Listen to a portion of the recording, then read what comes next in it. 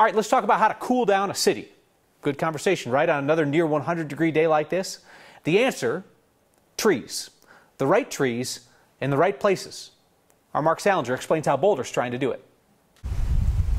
There are few places to hide on a day like this. Over a third of the people in the United States are actually living in extreme heat conditions today. Yet if it weren't for the more than 600,000 trees around Boulder, the high of 94 would feel cool. One of the things that we've realized is that trees matter a lot in terms of maintaining these kind of safe, livable urban settings. Brett Kenkaren's job at the city is to figure out how to keep Boulder cool. The key is in the shade.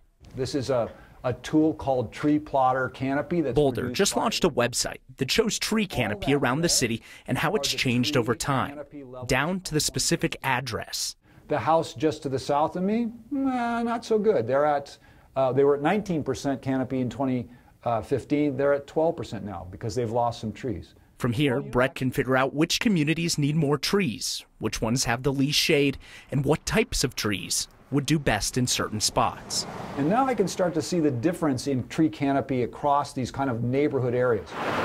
This is a kind of an example of one of the many trees along here that we had to take out. Trees die.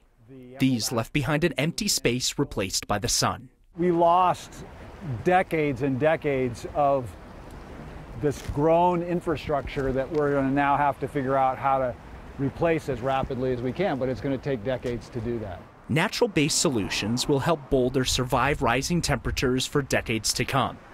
Trees, quite literally, could save lives. We are talking about the potential difference of 10 to 20 degrees of temperature difference in a city that has actually prepared itself and has grown out its natural infrastructure to prepare for this versus a city that has not. And that's life or death differences. Preparing today will help us hide in the shade for years to come. Now, as we've recognized that climate change is going to happen, we also have to prepare ourselves to adapt and to figure out how to thrive in these difficult and more dangerous conditions.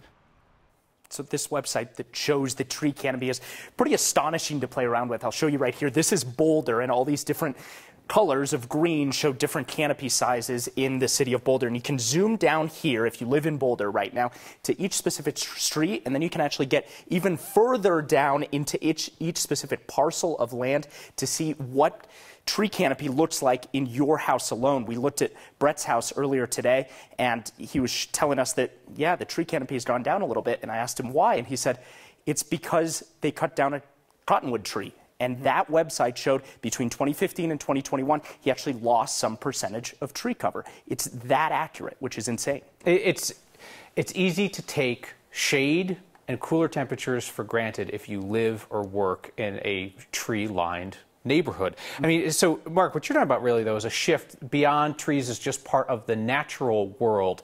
And when you're planting trees with a strategy, I mean, they become part of like the built environment of a city. Yeah, you and I and most people at home probably look at it as aesthetically pleasing to have trees on our street or where we go to school or wherever it might be. Cities like Boulder, like Brett there, are looking at it now as critical infrastructure almost to say, how do we cool down a city when temperatures like today are so hot?